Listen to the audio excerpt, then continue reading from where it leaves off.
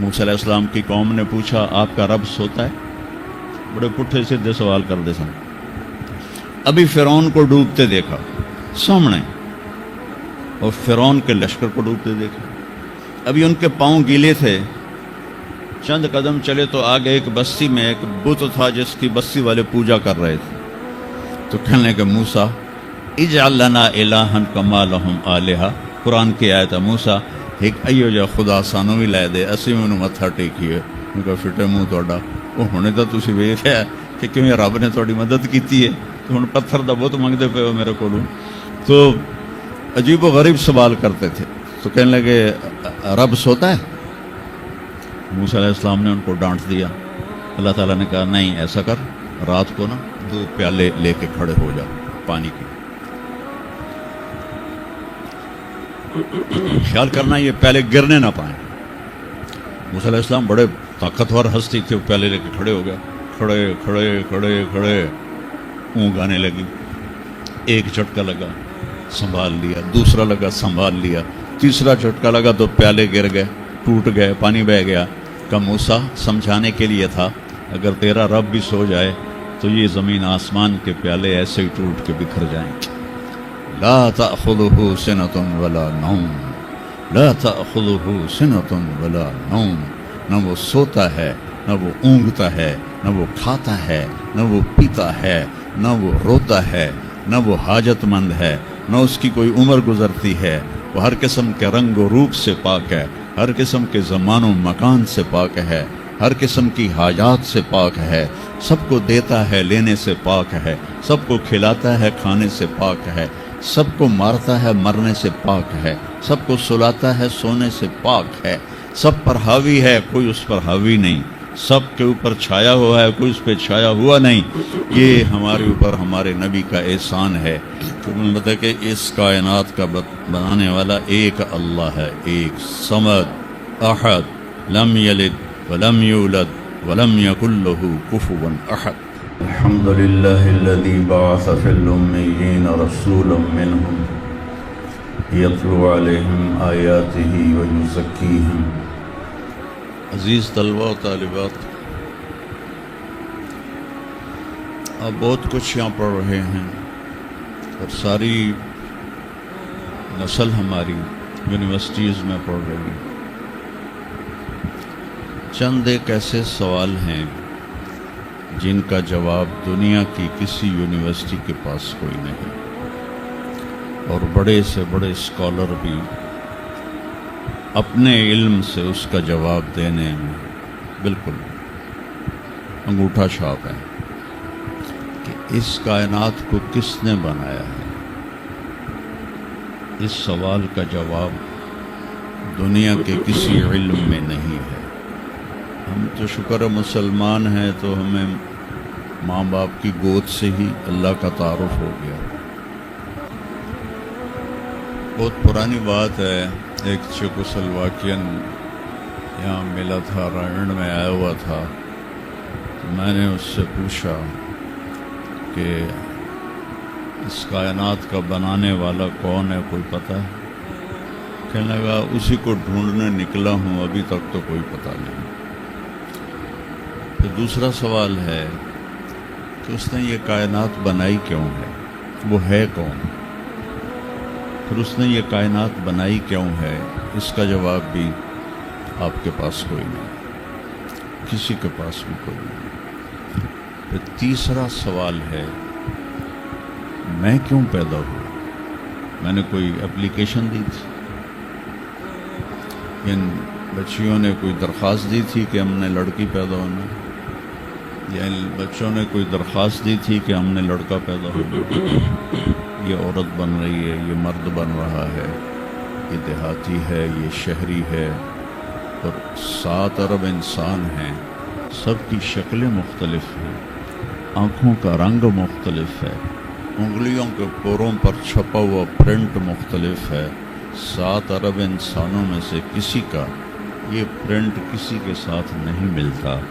تو ایسا باریک بین کون خالق ہے جس نے، ہم روشنی میں چیز بناتے ہیں اور اللہ تعالیٰ ماں کے پیٹ کے اندھیروں میں بناتا ہے. یخلقکم فی بطون امہاتکم خلقا من بعد خلق فی ظلمات ثلاث. پھر موت کیا چیز؟ کیوں مر جاتے ہیں؟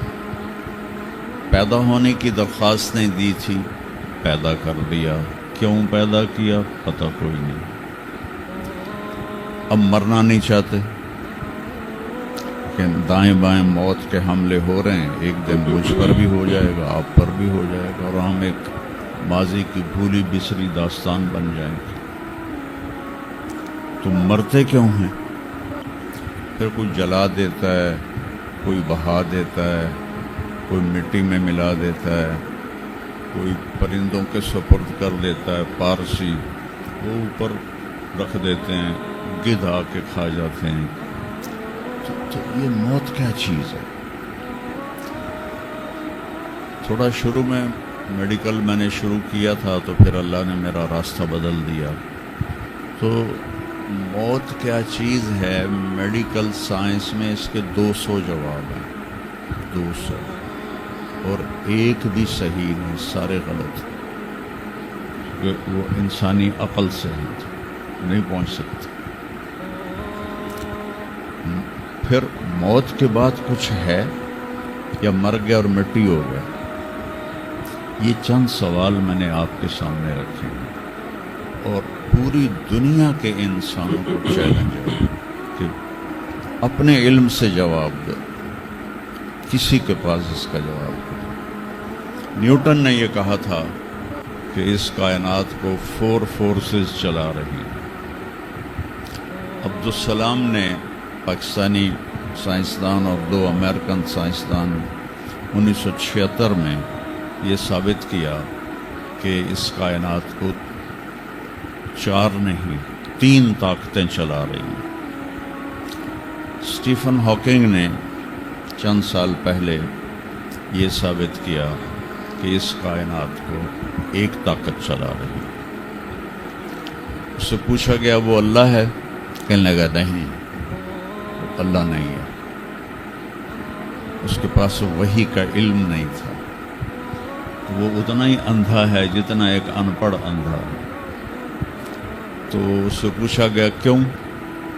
تو کہنے لگا پھر سائنس کی ترقی رک جائے گی اگر اللہ کو مان لیا جائے. یہ وہ سوال ہیں جن کو جواب ڈھونڈتے ڈھونڈتے عمر گزر جائے گی، آپ ڈھونڈ نہ پاؤ. اس لیے ایک بہت بڑا طبقہ ہے جو کہتا ہے اللہ ہے ہی کوئی نہیں، یہ سب کچھ آپ ہی بن گیا، اپنے آپ ہی بن گیا. عبد الخالق صاحب نے تو کچھ بھی نہیں کیا، مستریوں نے بھی کچھ نہیں کیا، یہ ہال اپنے آپ ہی کھڑا ہو گیا، اور کرسیاں بھی اپنے آپ بچھ گئیں. ایسی بے وقوفوں والی سوچ بھی بلا کوئی قابل تعریف ہے کہ علامہ اقبال نے فرمایا تھا ہیچ چیزیں خود بخود چیزیں نشد، ہیچ آہن خنجر تیغ نشد، ہیچ حلوائی نشد استاذ کار، تا غلام میں شکر ریز نشد، مولوی ہرگز نشد مولا روم، تا غلام میں شمس تبریز نشد. اسی دہریت کو، ایتھیسٹ کو یہ ایڈریس کیا ہے کہ کوئی چیز خود بخود نہیں بنتی. کبھی دیکھا ہے کہ ہیچ آہن خنجر تیغ نشد، لوہے کا ٹکڑا پڑا ہو اور 1000 سال کے بعد وہ اچانک تلوار میں تبدیل ہو گیا ہو، چھری میں تبدیل ہو گیا ہو، خنجر میں تبدیل ہو گیا ہو؟ کبھی دیکھا ہے؟ نہیں ہوتا ایسے. کوئی حلوائی اس وقت تک مٹھائی بنا نہیں سکتا جب تک کسی استاد کے پاس بیٹھ کر لڈو کو گول کرنا نہ سیکھے. اور مولوی روم، مولانا روم نہیں بن سکتے جب تک شمس تبریز جیسی شخصیت کی صحبت حاصل نہ ہو. میں دونوں کے مزار پہ گیا ہوں، ترکی میں اونیا میں دونوں حضرات دفن ہیں، پیر بھی مرید بھی.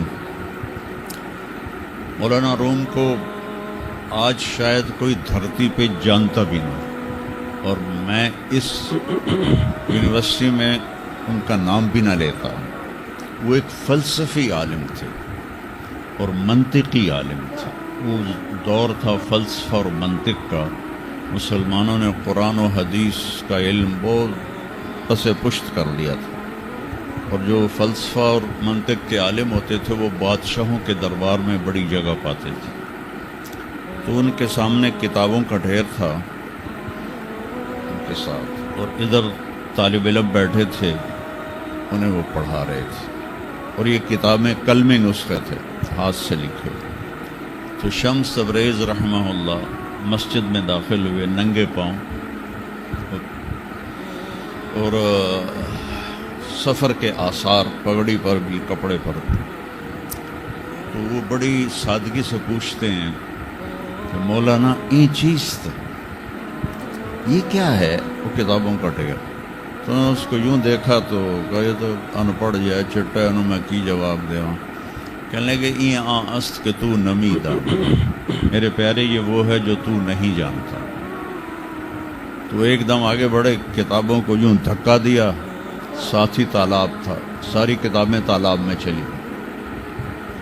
اب نیا پرنٹ نکالنا آج کل تو کوئی مشکل نہیں ہے، کوئی پریشانی کی بات نہیں، نیا پرنٹ مل جائے گا۔ جس نے ہاتھ سے سینکڑوں کتابیں لکھی ان کو تیرا بیڑا غرق، وہ ان پڑھ بندیا تو میری حیاتی برباد کر دیتی، نہ مراد ہوڑا میں دوبارہ کتوں لکھ کے لیاؤں گا۔ وہ مسکرائے، حوض میں چھلانگ لگائی، اور ایک ایک کر کے ہر کتاب خشک ان کے سامنے رکھتے گئے، خشک، اس سے مٹی نکل رہی، سامنے رکھتے گئے رکھتے گئے رکھتے گئے، پورا ان کا جو ان کی لائبریری تھی وہ پانی سے خشک نکال کر ان کے سامنے رکھ دی۔ ہوں ملا جی دی واری آ گئی، کہنے کہ این چیز تو یہ کیا ہے، این چیز یہ کیا ہے؟ تو شمس تبریز بولے ای است کہ تو نمیدان، یہ وہ ہے جو تو نہیں جانتا، جس کو علامہ رحمت اللہ علیہ نے کہا مولوی ہرگز نہ شد مولا روم تا غلام شمس تبریز نہ شد۔ یہ ہمارے ملتان والے شمس تبریز نہیں ہیں، یہ شمس سبز واری ہیں۔ شمس تبریز تو وہ قونیہ میں ہے، دونوں کے مزار قریب قریب ہیں، ساتھ ساتھ ہیں۔ تو ایک طبقہ ادھر چلا گیا کہ آپ ہی بن گیا سب کچھ، ایک دھماکہ ہوا تھا اور ہر چیز بن گئی۔ وہ دھماکہ فرض کرو اگر یہاں کوئی ٹھا کر دے، ہاں پٹاخہ ہی چھوڑ دے، تو آپ لوگ ان دروازوں سے کیسے نکلو گے؟ بھاگتے ہوئے کہ بڑے آرام سے؟ عبد الخالق صاحب جو تو ہی چڑھ کے جاؤ گے، ساڑی جان بچے۔ اور اگر میں یوں کہوں کہ گندم کا ڈھیر پڑا تھا، اس میں دھماکہ ہوا اور گندم اڑتی ہوئی بوریوں میں جا کے فکس ہو گئی، اور بوریاں سل گئیں اور ٹرک پہ چڑھ گئیں اور منڈی میں جا کے بک گئیں، تو تسی دو جتیاں مار کے میں نے باہر کر دینا۔ ایک دھماکہ ہوا، وہ دھماکہ اتنا قابل تھا، اتنا علم والا تھا کہ اس سے دو طاقتیں پیدا ہوئیں، ایک سپیڈ کی اور ایک مقناطیس کی۔ تو اگر سپیڈ اور مقناطیس کی طاقت میں ایکوالٹی نہ ہوتی اور 1/10 خرب سیکنڈ، یہ آسٹریلین سائنسدان کی بات میں بتا رہا ہوں، 1 سیکنڈ کے تو 100 سے زیادہ حصے ہو نہیں سکتے، لیکن انہوں نے کہا فرض کرو اگر 1 سیکنڈ کے 1/10 خرب حصے ہوں، تو وہ 1/10 خرب حصے میں اگر تھوڑا سا رفتار اور مقناطیس کی طاقت میں فرق آ جاتا تو ساری کائنات ٹکرا جاتی۔ لیکن یہ اتنی سمجھدار، اتنی اعلیٰ پڑھی لکھی کائنات ہے کہ نہ رفتار زیادہ ہوئی کہ پھیل کے فنا ہو جائے، نہ مقناطیس زیادہ ہوا کہ سکیڑ کے پھر زیرو کر دے. تو اس بیلنس کو خود بخود قائم ہو جانا، اس تو وڈا کملا کوئی نہیں، بے وقوف کوئی نہیں. وہ کہتا سورج کا بھی ایک سسٹم بن گیا، چاند کا بھی بن گیا، گلیکسی کا بھی بن گیا، اور اپنا آپ چلے جا رہے ہیں چلے جا رہے ہیں چلے جا رہے ہیں، ایسے ہی رہیں گے، ہمیشہ رہیں گے. کچھ کہتے ہیں فنا ہو جائیں گے. یہاں انسان جاہل ہے. اس جہالت کو دور کرنا سب سے پہلا علم ہے.